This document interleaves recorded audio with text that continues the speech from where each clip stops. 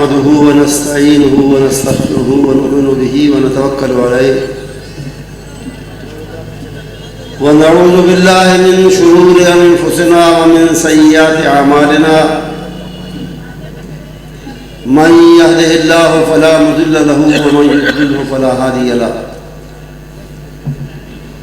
أما بعد فأعوذ بالله من الشيطان الرجيم وأطيعوا الله ورسوله إن كنتم مؤمنين. اسٹیج پر تشریف فرما معزز محترم مکرم علماء کرام، معززین، اور میرے سامنے تشریف فرما عزیزوں، دوستوں، بزرگوں، ساتھیوں،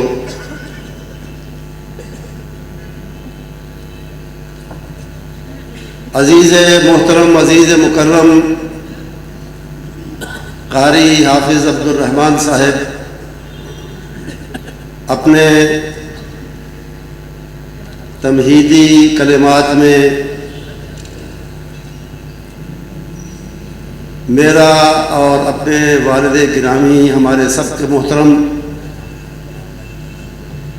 جناب مولانا حافظ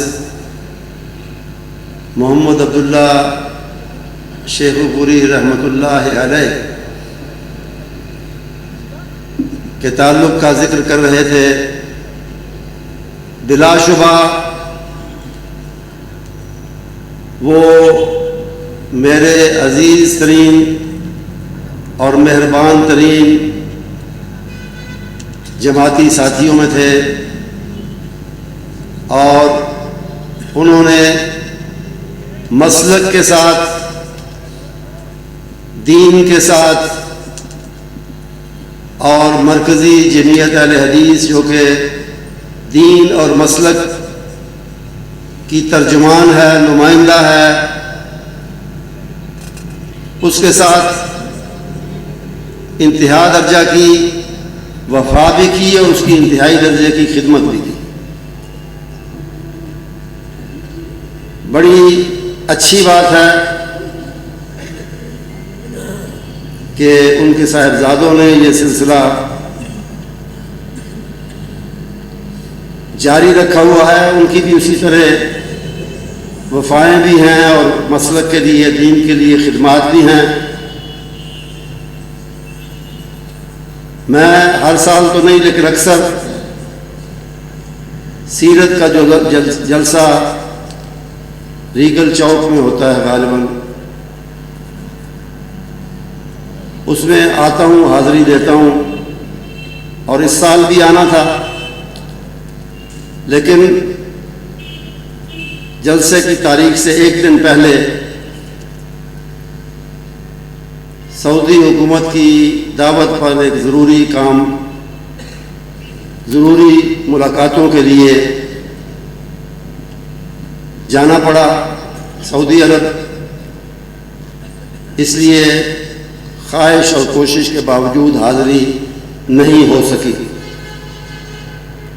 دونوں صاحبزادگان، جیسا کہ میں نے گزارش کی، عرض کیا،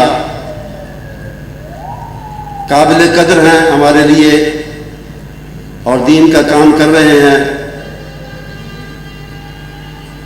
اور میری خواہش، جس کا میں یہاں برملا اظہار بھی کرنا چاہتا ہوں اور اس کے لیے دعا بھی کرتا ہوں اور کوشش بھی،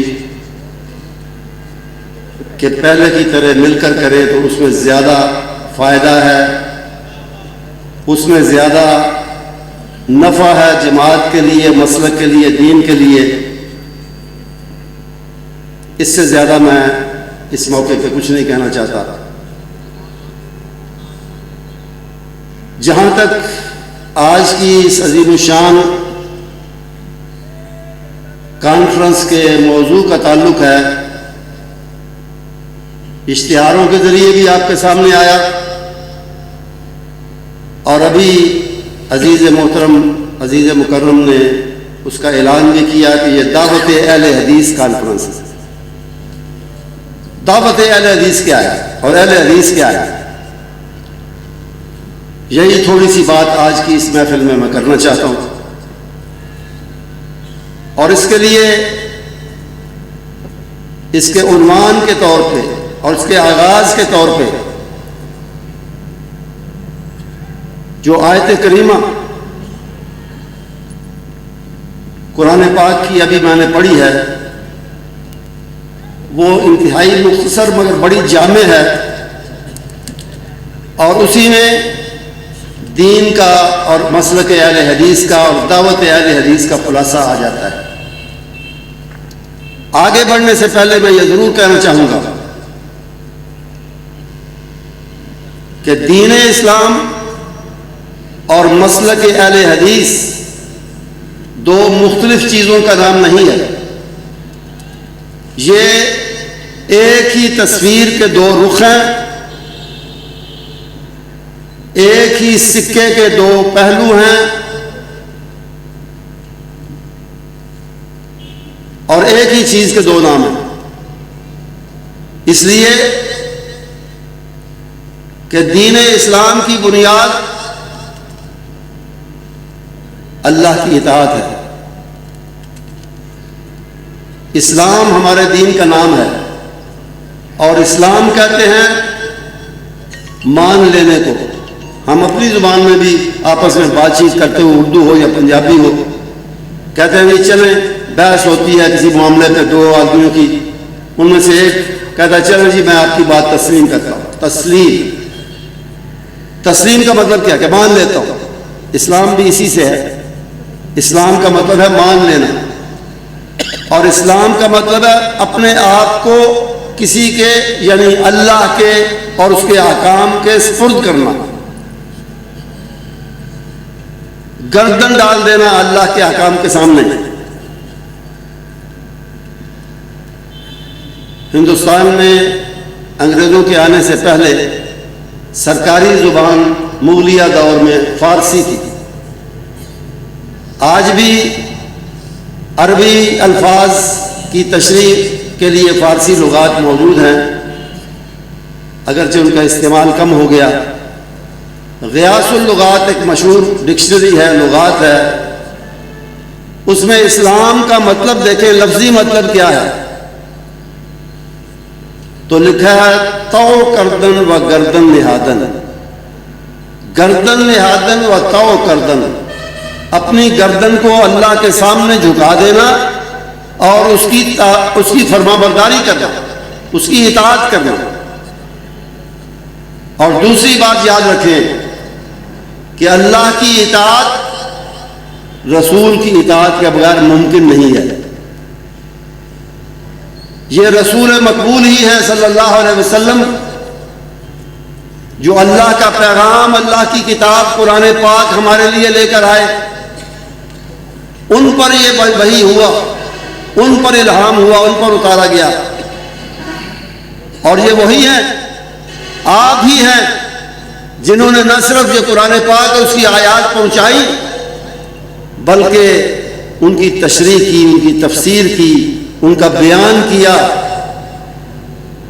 اپنے قول سے، اپنے فعل سے بتایا کہ قرآن کا مفہوم کیا ہے، قرآن کا تقاضا کیا ہے، قرآن ہم سے چاہتا کیا ہے، اور قرآن کے احکام کیا ہے۔ اسی لیے اللہ نے فرمایا کہ اگر تم رسول کی اطاعت کر لو صلی اللہ علیہ وسلم تو اسی میں میری اطاعت بھی آ جائے گی۔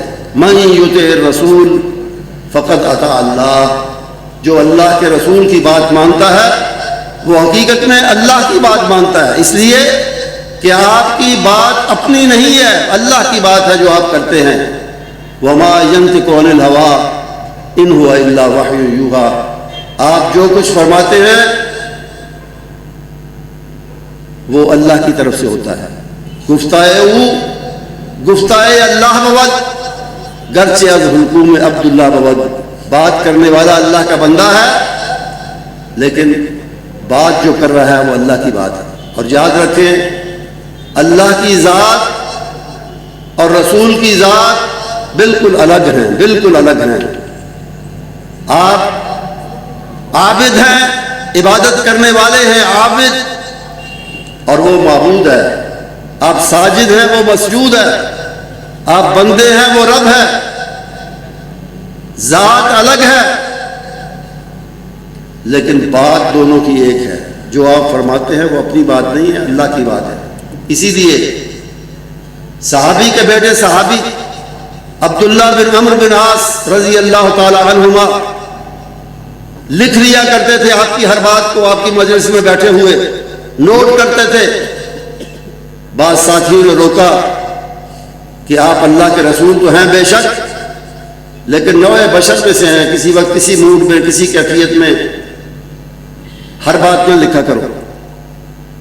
آپ سے پوچھا، مشورہ کیا، مجھے لکھنی چاہیے ہر بات یا نہیں؟ آپ نے جواب دیا، اکتب یا عبداللہ، عبداللہ تم دوستوں کی بات کی پرواہ نہ کرو، لکھتے جاؤ، لکھو، نوٹ کرو میری ہر بات کو۔ کیوں؟ اس لیے اپنے مبارک زبان اور منہ کی طرف اشارہ کر کے آپ نے کہا، فواللہ لا یخرج منہ الا الحق، اللہ کی قسم جو یہاں سے نکلتا ہے وہ سچ ہوتا ہے، حق ہوتا ہے، اللہ کی طرف سے ہوتا ہے۔ تو دین اطاعت ہے اللہ کی، اور اللہ کی اطاعت کرنے کے لیے رسول کی اطاعت ضروری ہے۔ یہی راستہ ہے، رسول کی اطاعت وہ راستہ ہے جس راستے سے اللہ کی اطاعت ہوتی ہے۔ یہی اسلام ہے اور یہی مسلک اہل حدیث ہے، اور یہی مسلک اہل حدیث کی دعوت ہے کہ اطیعوا اللہ ورسولہ ان کنتم مؤمنین۔ اگر تم مومن ہو، اور میں کہتا ہوں اگر تم اہل حدیث ہو، تو پھر اللہ کی بات مانو، اللہ کے رسول کی بات مانو اور ان کی اطاعت کرو، فرما برداری کرو۔ اور صحابہ کا بھی یہی مسلک تھا۔ اسی لیے رسول اکرم صلی اللہ علیہ وسلم نے سچے دین کی اور سچے مسلک کی، اس مسلک کی جس کا دوسرا نام اسلام ہے، اس اسلام کی جس کا دوسرا نام مسلک اہل حدیث ہے، اس کی پہچان کیا بتائی ہے آپ نے؟ ما انا علیہ واصحابی، جس طریقہ کار پر، جس عقیدے پر، جس عمل پر میں خود قائم ہوں اور میں نے اپنے صحابہ کو قائم کیا ہے، وہی دین ہے، وہی مسلک اہل حدیث ہے، وہی اسلام ہے، وہی سچا دین ہے۔ اور یہ جو حنفی، شافعی، حنبلی، مالکی اور دوسرے مسالک ہیں، مسلک ہیں، جن شخصیتوں کی طرف یہ مسلک نسبت رکھتے ہیں، منسوب ہیں، ہم ان کی عزت کرتے ہیں، ان کا احترام کرتے ہیں، لیکن ہم کہتے ہیں کہ دنیا میں احترام کے قابل ہیں جتنے لوگ، میں سب کو مانتا ہوں مگر مصطفیٰ کے بعد صلی اللہ علیہ وسلم، سب کو مانتا ہوں مگر مصطفیٰ کے بعد صلی اللہ علیہ وسلم۔ ان کی عزت ہے، ان کا احترام ہے، ان کے کام کا احترام ہے، اور اس لیے احترام ہے کہ انہوں نے بھی اپنی طرف کبھی نہیں بلایا کہ میری مانو اور جو میں کہتا ہوں اس کو آخری حق سمجھو۔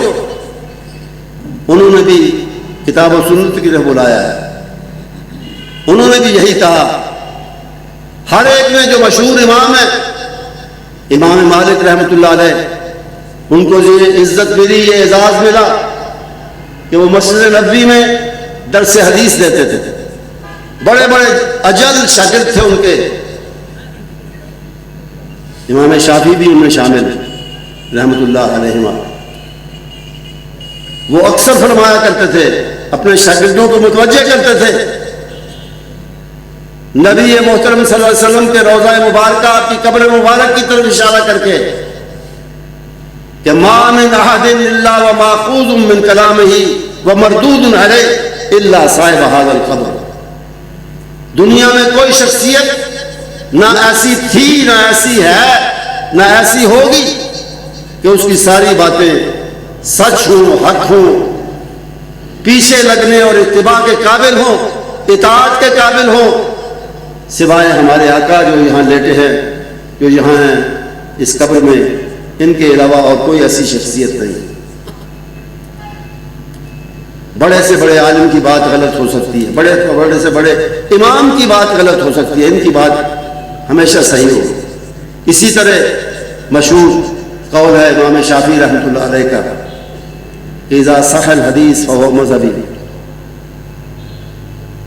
حدیث صحیح آ جائے میرا مسلک وہی ہے، میرا مذہب وہی ہے، میرا طریقہ وہی ہے، میرا فتویٰ وہی ہے۔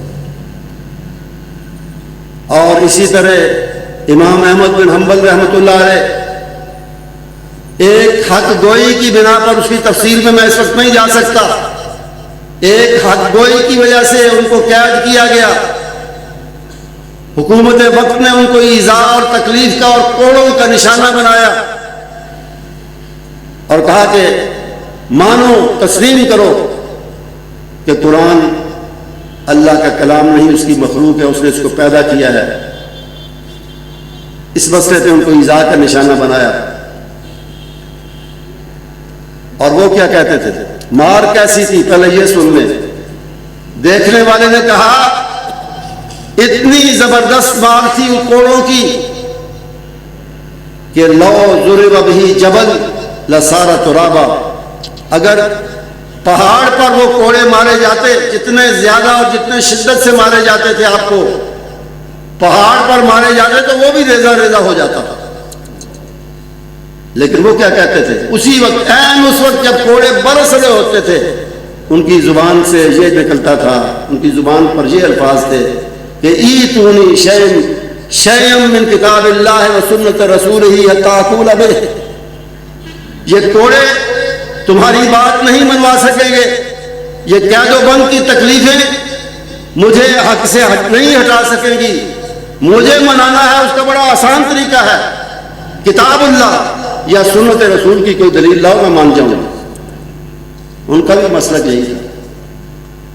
اور رہے امام ابو حنیفہ رحمۃ اللہ علیہ، وہ اکثر فتویٰ دیتے ہوئے فرماتے تھے کہ ھذا رأی نعمان بن ثابت وھذا احسن ما قدرنا علیہ، یہ بھائی نعمان بن ثابت جو ابو حنیفہ رحمۃ اللہ علیہ کا نام ہے، یہ نعمان بن ثابت کا فتویٰ ہے، اور جو بہتر سے بہتر جس نتیجے پر میں پہنچ چکا وہ میں نے آپ کو بتایا ہے قرآن و سنت کی روشنی میں۔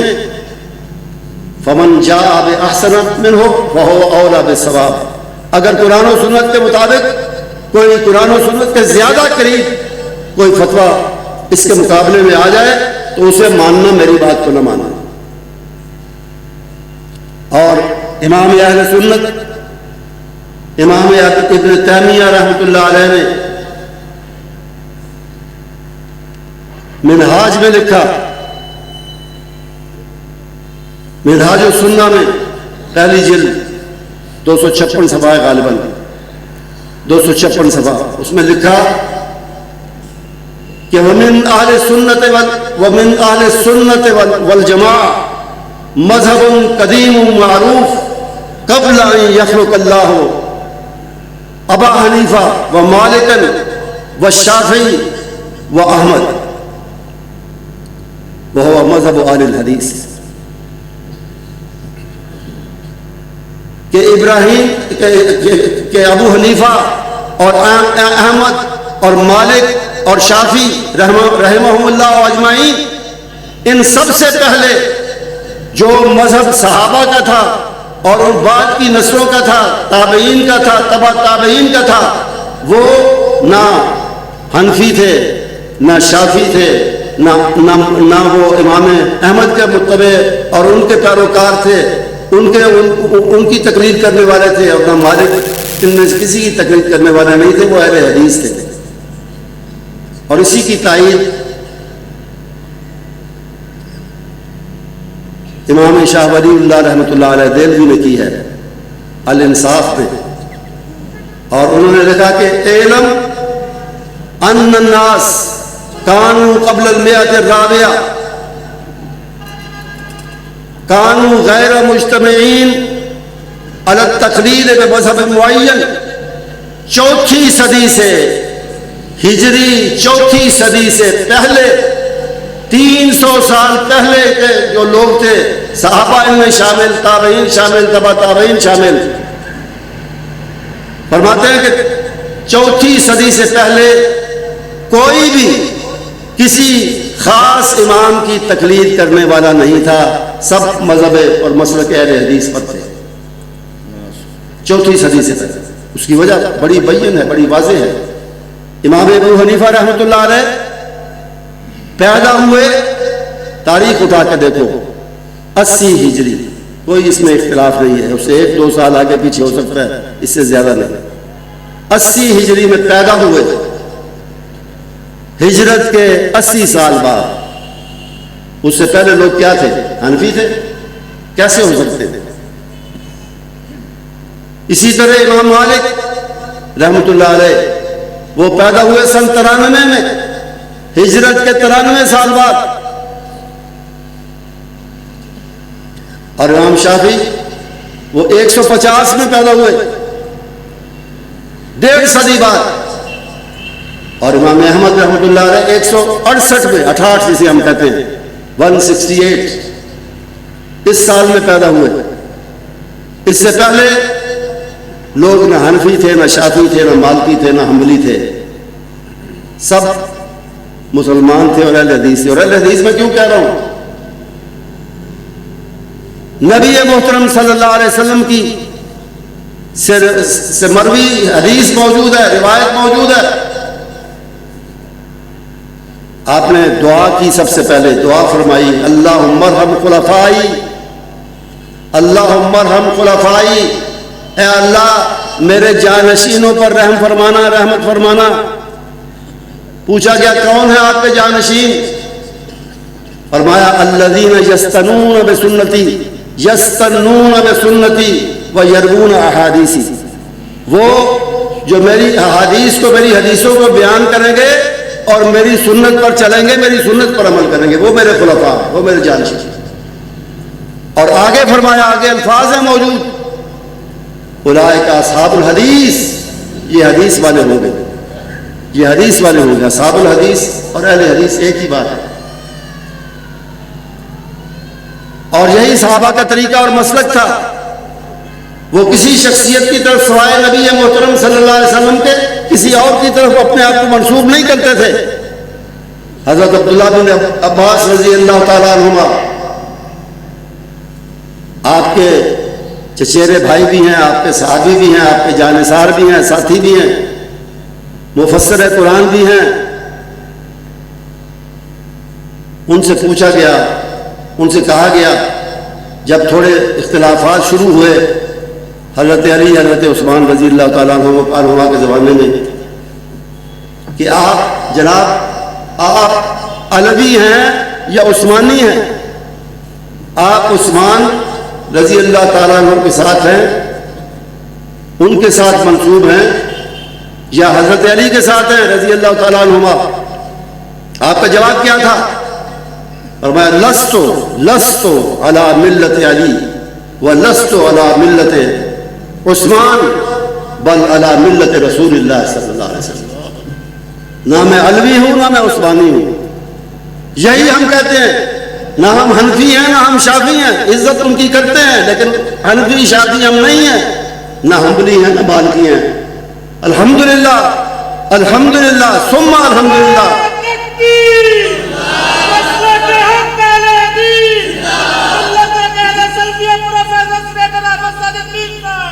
الحمدللہ ثم الحمدللہ. ہم اگر ہیں تو محمدی ہیں، محمدی. ہمارے امام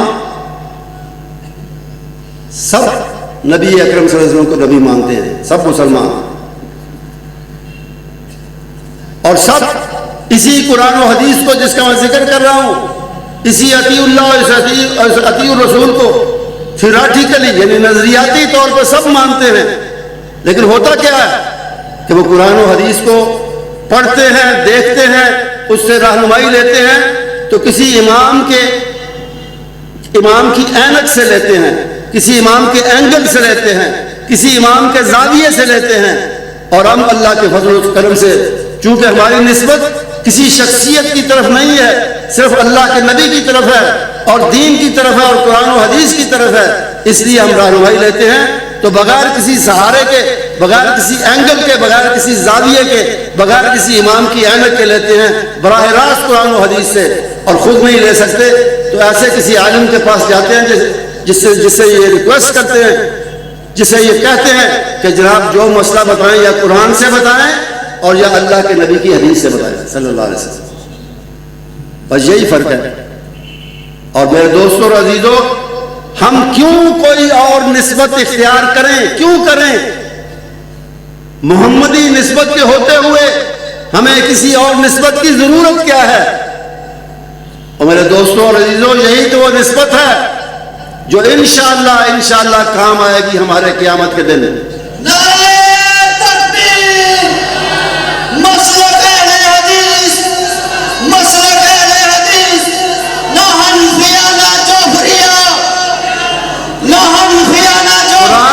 قرآن اٹھاؤ، قرآن سورہ بنی اسرائیل دیکھو کیا کہتی ہے آیت کریمہ، یوم ندعو کل اناس بامامہم، یوم ندعو کل اناس بامامہم، قیامت کے دن اللہ فرماتا ہے ہم بلائیں گے، جمع کریں گے سب لوگوں کو ان کے امام، ان کے اپنے اپنے امام کے جھنڈے تلے۔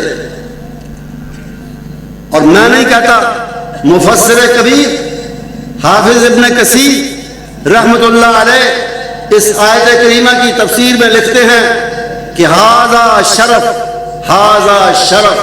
لاصحاب الحدیث لان امامهم النبی صلی اللہ علیہ وسلم، ھذا اکبر شرف لاصحاب الحدیث۔ یہ آیت کریمہ حدیث والوں کے لیے بہت بڑے شرف کا، بہت بڑی عزت کا، اعزاز کا اعلان کر رہی ہے، اس لیے کہ آج ان کے امام کوئی اور نہیں، صرف اور صرف نبی محترم صلی اللہ علیہ وسلم ہیں۔ اور کل بھی انشاءاللہ اہل حدیث، سچا اہل حدیث اگر ہوگا تو نبی محترم صلی اللہ علیہ وسلم کے جھنڈے تلے ہوگا اور آپ کے ساتھ ہوگا میدان قیامت میں۔ تو ہمیں ضرورت کیا ہے؟ وہ فارسی میں کسی نے کہا، فارسی سمجھنے والے اب تھوڑے ہیں، اور فارسی میں کسی نے کہا کہ ہمہ شہر پرز خوباں، ہمہ شہر پرز خوباں،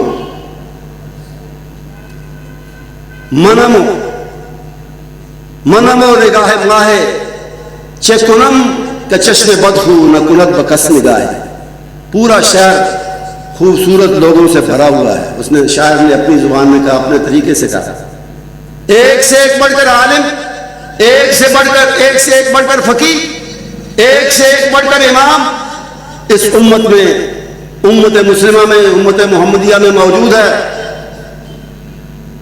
بڑے خوبصورت لوگ ہیں، بڑے باعلم لوگ ہیں، بڑے اونچے لوگ ہیں، لیکن میں اپنی نگاہ کو کیا کروں، میں اپنی نظروں کو کیا کروں کہ ایک محبوب رسول میری نظروں میں سما گیا ہے، اب میری نظریں کسی دوسری طرف اٹھتی ہی نہیں۔ منم و خیال ماہ چکنم کہ چشم بدخو نہ کنت بکس نگاہ۔ او آوارگان دشت وفا، آوارگان دشت وفا، یا تو چپ رہے اور بات کی تو شہر نگاراں کی بات کی۔ شہر نگاراں ہمارے نزدیک کون سے ہیں؟ مکہ ہے اور مدینہ ہے۔ نہ ہم کوفی، نہ ہم بصری، نہ ہم بغدادی، نہ کسی اور شہر سے ہماری نسبت، نہ کسی اور شخصیت سے ہماری نسبت۔ ہماری نسبت اللہ کے احسان سے، اللہ کے فضل و کرم سے، اگر ہے تو اللہ کے آخری رسول سے ہے، اور آپ کے شہر مکے سے ہے اور آپ کے شہر مدینے سے ہے۔ تو اس سے بڑا اعزاز اور کیا ہو سکتا ہے؟ باقی رہ گیا پراپیگنڈا، باقی رہ گئے الزامات، باقی رہ گئے جھوٹ جو ہمارے بارے میں بنائے گئے اور گھڑے گئے کہ جی گستاخ ہیں، فلاں ہیں۔ ایک بات کو فارمولے کی بتاؤں، مطیع اطاعت کرنے والا، مطیع کبھی گستاخ نہیں ہو سکتا اور گستاخ کبھی مطیع نہیں ہو سکتا۔ مطیع اطاعت کرنے والا کبھی گستاخ نہیں ہوتا، اور گستاخ جو ہے وہ کبھی اطاعت نہیں کرتا۔ گستاخ کا مطلب یہ ہے کہ وہ حکم دینے والے کے سامنے سر اٹھاتا ہے، اپنی چلاتا ہے، اس کی نہیں مانتا، اور میں یہ بھی آخر میں اضافہ کرنا چاہوں گا، یہ بھی کہنا چاہوں گا کہ اہل حدیثوں تمہیں مبارک ہو۔ دعوت اہل حدیث اسلام کی دعوت ہے، دین، اصلی دین کی دعوت ہے، اور تم اس کے حامل، تم اس کے اٹھانے والے ہو۔ تو درخواست یہ ہے، گزارش یہ ہے، سب سے پہلے اپنے آپ سے اور پھر آپ سب سے، کہ سچے اہل حدیث بن جاؤ۔ صرف عقیدے اور نظریے کی حد تک نہیں، عمل کی حد تک بنو، عملاً اہل حدیث بنو، عملاً قرآن و حدیث پر عمل کرو۔ تم سے بہتر نہ کسی کا مسلک ہے، نہ کسی کی دعوت ہے۔ اصل دعوت اگر ہے تو اسلام کی یہی ہے، اگر اصل دین ہے تو یہی ہے، لیکن اس پر عمل کرنا ضروری ہے۔ اللہ نے کتنی بڑی نعمت ہمیں دی ہے، کتنا بڑا انعام ہم پر کیا ہے۔ دین، اصلی دین کی، سچے دین کی، حقیقی دین کی، اپنے دین کی پہچان دے کر اس نے بہت بڑا احسان ہم پر کیا ہے۔ اس احسان کا شکرانہ یہ ہے، منہ سے کہیں اللہ تیرا شکر ہے، دل میں اس کی قدر کرے اور اس پر عمل کرے۔ عملی ایک ہوتا ہے زبانی شکر، ایک ہوتا ہے قلبی شکر، ایک ہوتا ہے عملی شکر۔ اگر کسی کو اللہ تعالیٰ نے مال دیا ہے، وہ کہ یا اللہ تیرا شکر ہے، یا اللہ تیرا شکر ہے، دل میں بھی قدر کرے، کافی ہے؟ نہیں کافی۔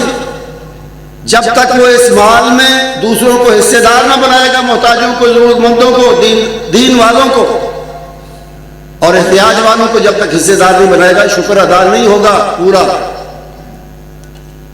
اسی طرح کسی کو اللہ تعالیٰ نے منصب دیا ہے، قوت دی ہے، وہ اپنی قوت کو استعمال کرے، منصب کو استعمال کرے غریبوں کی یا مظلوموں کی مدد کے لیے، یہ اس کا عملی شکر ہے۔ یہ نعمت عظمیٰ اسلام سے، سچے اسلام سے، اصل اسلام سے بڑی دولت اس دنیا میں اور کوئی نہیں، اس لیے کہ یہی دولت جنت دلوانے کے، جنت خریدنے کے کام آئے گی۔ اس سے بڑی دولت اور کوئی نہیں۔ ہدایت اسلام کی، اس سے بڑی اور کسی کی نہ عزت ہے نہ دولت ہے۔ لیکن اس کا شکرانہ یہ ہے، زبان سے بھی اقرار کریں، دل میں بھی کریں، اور اس کا شکرانہ یہ ہے کہ اس پر عمل کریں اور اس کی دعوت دوسرے لوگوں تک پہنچائیں۔ یہ اس کا عملی شکر ہے۔ اللہ تعالیٰ ہم سب کو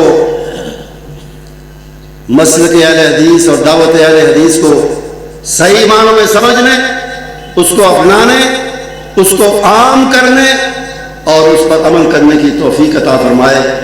وآخر دعوانا ان الحمد للہ رب العالمین۔